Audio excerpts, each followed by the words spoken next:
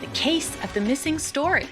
Your students will imagine that they have a great idea for a character, but it's gone missing.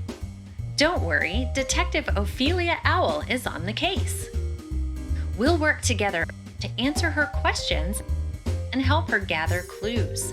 In the final session, we'll collect all of her clues and learn how to piece them all together into a story.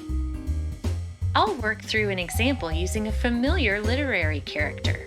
Students will watch as Baby Bear's character and story take shape as we work through each activity. And finally, I'll reveal how all of the pieces they worked to create in the first 3 sessions come together into their very own character story. Plus, there's even time for sharing, and I love to see what your students come up with.